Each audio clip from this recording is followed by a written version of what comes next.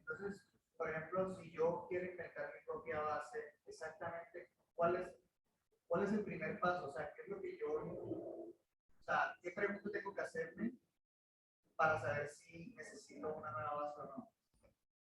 O sea, por ejemplo, el sistema binario con el tema del voltaje, ¿no? Sí, 0 y el 1. El hexadecimal con el tema de los colores. Por ejemplo. Por ejemplo. Uh-huh. El de los números, pues, porque es el que todos utilizamos. Si yo me quiero inventar. Supongamos que usted va, ya entiendo la pregunta que hace Julián es, ¿por qué diablos uno cambiaría de base? ¿Por qué no se queda uno con una sola base y por qué está cambiando de base? ¿Cierto? Entonces, digamos que uno, digamos, voy a tratar de dar una respuesta, la que se me ocurre en este momento. Si usted está modelando un problema en el cual, digamos que pueden suceder 5 cosas, A, B, C, D o D, de cualquier manera. Entonces usted podría decir, bueno, pues voy a representar las 5 cosas que pueden suceder con 5 símbolos. 1, 2, 3, 4, 5, 0, 1, 2, 3, 4, A, B, C, D, y suponga que esas cosas se combinan entre ellas y no sé qué, entonces uno puede hacer una aritmética entre esos 5 símbolos. O sea, cuando uno siente que hay combinatoria de todas esas cosas, pues una operación módulo 5, con cinco números puede ser muy útil. Pero digamos que el problema se lo va a decir. O sea, cuando uno siente, típicamente cuando los problemas se modelan en función de un número, digamos, finito de cosas, por ejemplo, las horas del día. ¿Sí? Usted tiene un reloj, tiene del 0 al, bueno, 0, 1, 2 hasta 2, o 12, 1, 2, 3, 4, 12, 1, ¿cierto? Sea de día o sea de noche, solamente tiene 12 números, ¿cierto? Entonces, ahí está diciendo que usted está trabajando como, entre comillas, base 12. Cuando usted suma horas, usted dice, no, si, ¿cuántos son 12 horas más 36 horas? Ya son 40, esos son 2 días, porque usted queda se divide por 24, ahí el módulo es 24, ¿cierto? O sea, los días de la semana son 7, cada 7 días volvemos a repetir lo mismo. Entonces ahí trabajar un módulo 7 los días de la semana tiene sentido, porque los días de semana cambian módulo 7. 0, 1, 2, 3, 4, 5, 6, y otra vez el día 0, 1, 2, 3, 4, y otra vez el día. Entonces, cuando las cosas son así, tiene sentido pensar en una base con ese número. ¿Cuál número? Los días de la semana son 7, entonces tiene sentido una base 7. Las horas son 12, entonces tiene sentido en base 12. Porque ya más números no va a haber en las horas. Es más, bueno, o podría ser base 24 para tener la numeración de horas sin pensar, sin tener que ponerle AM y PM. Cuando uno le pone AM y PM, lo que tiene es un bit más, 12 y uno que le dice si es AM o PM. ¿Sí? Entonces, usted dice, no, entonces tengo 12 y un bit más es como si tuviera 24. Entonces, usted decide cuando está modelando si eso le sirve porque hay cálculos en que eso le hace más fácil. Y esa es la razón, digamos, principal de pensar en una base. Es que el problema que estoy trabajando tiene ese número de cosas que son cíclicas. Entonces me dice, las bases, los años son bueno, 365 días, pero a veces son 366. Y hay cosas así, ¿cierto? 52 semanas, eso también tiene una base. Podría ser una razón, un indicativo para decir, vea, podría tener una base aquí, porque ahí, lo que pasa es que si uno siente que las operaciones que el ejercicio le pide ya existen, sino que las tiene que hacer un módulo de esa base, pues entonces usted dice, pues eso es lo natural aquí. Como pasa cuando usted, digo, suma horas o cosas, o minutos, esas cosas son naturales, cuando usted tiene horas, minutos y segundos. Pues las horas, módulo 24. Los minutos, módulo 60. Los segundos, módulo 60, porque son 60 segundos y vuelve a empezar. Entonces, usted una hora la tiene como repartida en tres datos. La hora, los minutos y los segundos. Pero la hora cambia módulo 12 o módulo 24. Los minutos cambian módulo 60 y los segundos cambian módulo 60. Entonces, cuando usted suma un segundo, llevamos 58 y le suma uno, le da 59. Pero si usted lleva 59 y suma un segundo, dice, me da 60, eso me da 0 y un minuto. ¿Sí? Entonces, ahí es cuando usted usa esas cosas. Digamos que depende del problema. Lo importante aquí es qué significa escribir en una base, y se puede escribir en cualquier base. O sea, cualquier base no le quita el significado de la asociación. No, exacto. O sea, que si cualquier número se puede escribir en cualquier número se puede escribir en cualquier base. ¿Qué es una base? Es el número de dígitos que uso, símbolos que uso para escribir los números. Típicamente, los símbolos que uno usa para escribir números se llaman dígitos, ¿sí? Porque está uno acostumbrado a llamar los dígitos, del 0 al 9, ¿sí? Pero inclusive cuando es hexadecimal hay otros dígitos, A, B, C, D y E. Entonces no está uno acostumbrado a decir que esos son dígitos, pero típicamente si uno usa símbolos para escribir números, a esos símbolos que uno usa para escribir números se les llaman dígitos. ¿Sí? Bien, ahora, entonces, ¿cómo empezamos lo de la representación de los números en base B? Empezamos diciendo que si yo tenía una base, y tenía un número escrito de esta manera, o sea, un poco de símbolos o de dígitos en base B, eso significaba el número decimal A sub 0 por B a la 0, más A sub 1 por B a la 1, más A sub 2 por B a la 2, más A sub, más A sub K menos 1 por B a la K menos 1, más A sub K por B a la K. Y así se conseguía el número decimal asociado a este número en base B. Y empezamos diciendo, eso se llama la expansión de n en base B, y por eso el número 1, 2, 3, 5, 7 en base 10, pues es 10.000 más 2.000 más 3 más 300, 10.000 más 2.000 más 300 más 500 más 50 más 7. Por esa 10 a la 0, 10 a la 1, 10 a la 2, a estas se llaman las unidades, a estas se llaman las decenas, las centenas, las unidades de 1000, las unidades de 100.000 y así sucesivamente. Entonces, digamos que por eso escribimos los números así y por eso los leemos así, y como estamos acostumbrados por estándar a hacerlo base 10, cuando lo escribimos base 10 no escribimos que estamos hablando en base 10, sino que lo implícitamente lo sabemos. Entonces uno no escribe los paréntesis de base 10. Todos los otros sí, porque cuando uno cambia de base, como no es lo estándar, es bueno que le digan al que estás leyendo que estoy escribiendo en tal base. Si no me escriben en qué base me están escribiendo en base 10. La pregunta que hicieron Miguel, creo ese día, Miguel, sí, creo que era Miguel, ese día era, bueno, pero ¿y cómo hago al revés? ¿Cómo hago para, dado un número natural, pasarlo a base B? Y entonces yo les dije, hay que esperar a que veamos, a que adelantemos un poquito, y nos metimos con el tema de divisibilidad. Vimos los teoremas de divisibilidad, que si un número divide a dos, también divide a su suma, que si un número divide a otro, también divide a cualquier múltiplo de ese otro, que si un número divide a otro y el otro a otro, entonces el primero divide al tercero, y que si un número divide a dos, divide a cualquier combinación lineal de esos dos. Esos fueron los teoremas de divisibilidad que vimos la vez pasada, y nos llevaron a enunciar un algoritmo que es el algoritmo de la división. ¿Sí? Daniel. Cuando es que una persona pregunta que salía y con las que hablamos, porque profesores, si un número divide a la multiplicación de y C, entonces ese número puede dividir a B o a C. Y yo pues yo siempre la verdad, porque pues yo tengo un listado de ejemplos en los que se cumplía. No, pues entonces mire, fíjese que ese no es ninguno de los teoremas que vimos. Usted me está diciendo, si A divide a B por C, entonces puedo decir que A divide a B o A divide a C.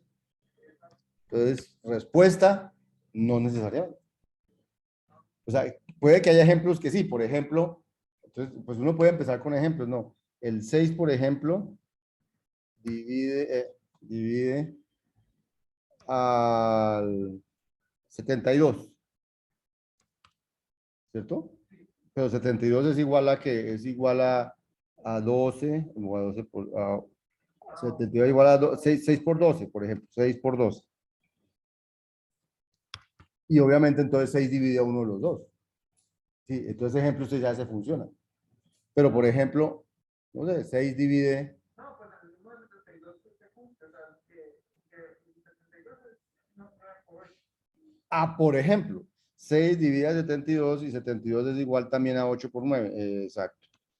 Y 6 no divide ni a 8, ni a 8, ni a 9. Entonces no es cierto. No es cierto, ¿cierto? ¿Por qué? Porque ¿qué es lo que va a pasar realmente detrás de eso? 6 es 2 por 3.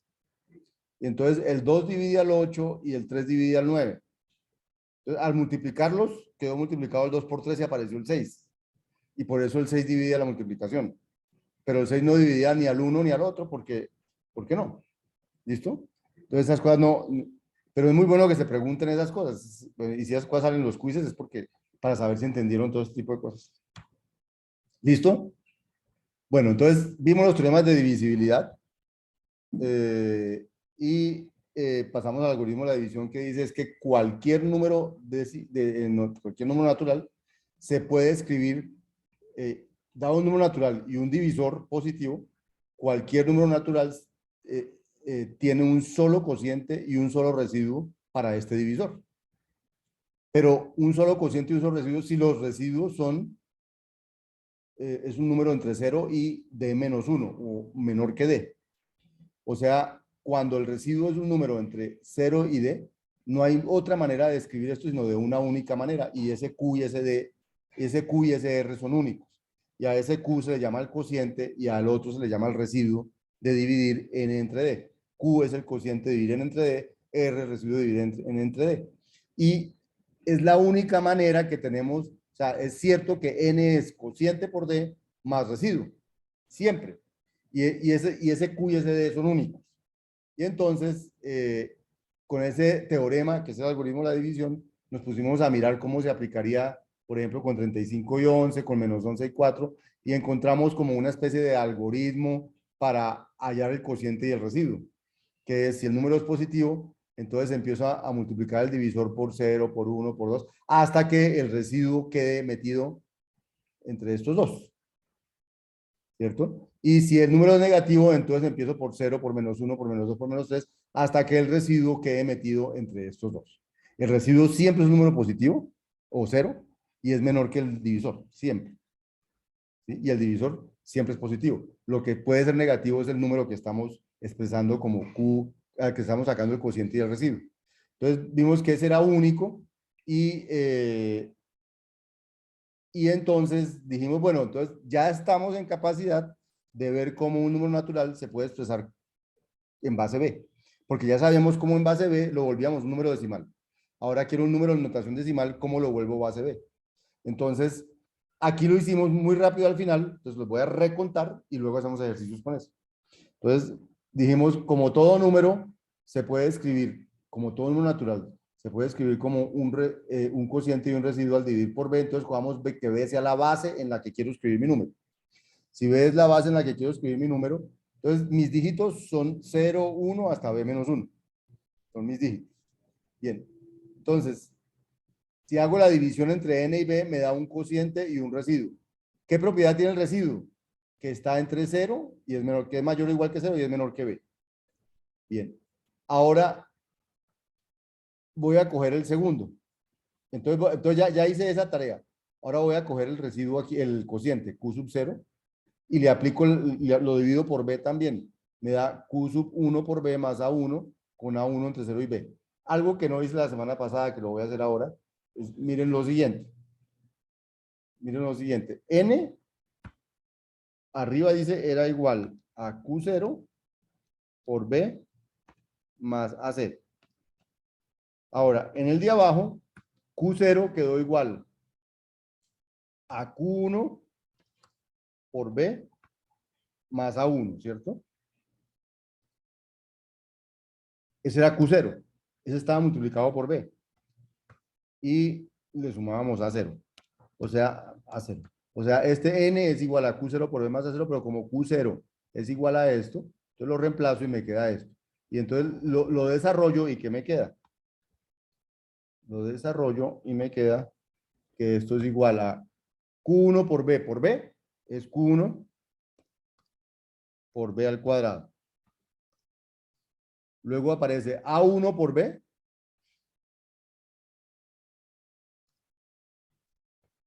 y luego aparece a 0. Y entonces, mire, empezó a aparecer a sub 0, a sub 1 por b, el otro por b al cuadrado. Y entonces, si yo logro, entonces, si luego yo escribo, cojo Q1 y le hago lo mismo, entonces me va a quedar que Q1 es Q2, otro cociente, por B, más un residuo, eso es Q1 dividido B, y lo multiplico por B al cuadrado, porque Q1 está multiplicado por B al cuadrado, más A1B, más A0, ¿cierto? Y entonces esto va a quedar Q2 por B al cuadrado, va a dar Q2 por B al cubo,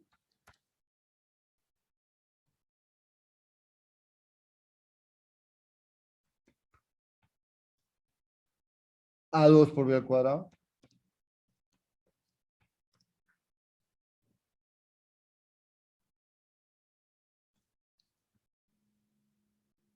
A1 por B, más A0. Y entonces ya tenemos A0, A1 por B, A2 por B al cuadrado, y algo por B al cubo. Y así seguimos. Pero ¿qué le va pasando al cociente? Cada vez este señor es más chiquito que el anterior. ¿Sí? Porque al dividir algo entre B me va a dar algo más pequeñito más un residuo. Entonces este cociente va disminuyendo hasta que un día llega a ser 0. Cuando él llega a ser 0, entonces este término va a desaparecer y me va a quedar que n era todo el resto. ¿Y qué es n? Es una multiplicación de A0 más A1 por B más A2 por B al cuadrado, o sea, es la representación en base B de un número. ¿Quiénes son los dígitos de ese número? A sub 0, A sub 1 y A sub 2. ¿Listo? O sea que del algoritmo de la división nace el algoritmo para hallar los números en base B. ¿Cómo se halla un número en base B? Se divide el número en la base, se averigua su residuo y ese queda como el último dígito de la base B. Cojo el cociente y le hago lo mismo y ese señor queda como el penúltimo dígito de la base B. Y así sucesivamente hasta que llego al último. Cuando ya el cociente da 0, ese es el último residuo que puse fue el anterior. Y ya. Y eso es lo que se hace en este ejercicio. Por ejemplo, 12.345 en base 8. Entonces ya pues divida 12.345 en 8, le da 1.543 y sobra 1. Listo, ya tengo el primer residuo. Ahora cojo el cociente, 1.543, lo divido por 8. Me da 192 y sobran 7. Tengo mi segundo residuo y mi segundo cociente. Cojo mi cociente, 192, es 8 por 24 y sobran 0. Tengo mi tercer residuo y mi tercer cociente. 24 es igual a 8 por 3 más 0. Cuarto residuo y cuarto cociente. 3 es igual a 8 por 0 más 3. O sea que ya mi cociente quedó en 0. Es como mi cociente. Fíjense que los cocientes van disminuyendo. Tin, tin, tin, tin, tin, tin. Y como son números naturales, eso es finito, luego algún día llega a 0 y no hay ninguno menor que 0. Cuando llega a 0, el algoritmo termina y coge los residuos y los escribe en ese orden, de izquierda a derecha, de abajo hacia arriba, 30071. Entonces el 12.345 es el 30071 en base 8. Cuando el cociente llega a 0, se acabó. No hay más. Y fíjense que todos los residuos son números entre 0 y B menos 1. Por lo tanto, son dígitos de la base B. Por eso quedan solo dígitos de la base B, lo que uno escribe aquí. Si le piden lo mismo en base 16, entonces usted divide por 16. Entonces, dividido por 16 da tanto y sobran 10. Dividido por eso por 16 da 691 y sobran 14. Dividido por 16 me sobran 3. Dividido por 16 me sobran 11. Y 11 me da 2 y sobra 11. Y 2 dividido por 16 pues da 0 y sobran 2. Entonces ya tengo mis dígitos. El 2, el 11, el 13, el 14 y el 10. Pero los dígitos en base 16 no les ponemos 10, 11, 12, 13, 14 porque se confundirían, les dije la vez pasada, sino que les ponemos símbolos diferentes. Al 10 es A, el 11 es B, el 12 es C, el 13 es D, el 14 es E y el 15 es F. Entonces aquí me quedó 2B, 3EA en base 16. Siempre se escriben los residuos, porque los residuos son los que están entre 0 y el base. O sea, yo aseguro, los residuos son físicamente dígitos en la base B. ¿Sí? Pero no se escriban los residuos porque me dio por casualidad. Se escribe los residuos porque fíjense que eso era lo que iba dando aquí. Iba dando un número en base B, más alguito. Pero cuando este cociente da 0, pues el número en base B queda con los otros. Porque 0 por esto va a dar 0. Entonces, lo que importan son los otros. O sea, no es magia, da. O sea, n es igual a eso. Entonces, esa es la manera de representar números en base B. Y 241 en base 2. Este es el típico que uno tiene que aprender cuando estudia informática en primer semestre, es la representación binaria. Entonces, ¿cómo representa el 241 en base 2? Lo divide por 2 y le da el residuo o 0 o 1, porque en base 2 no hay sino residuo 0 o 1. Y luego coge el cociente, lo divide por 2 y le da residuo 0 o 1, el cociente lo divide por 2 y así. Y luego coge todos los residuos y le pone 1, 1, 1, 1, 0, 0, 0, 1 en base 2. Ese es el número 241. ¿Clarísimo?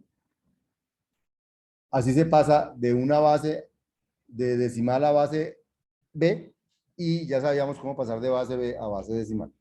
Entonces vamos a hacer un Sócrates para ver si... ¿Sí?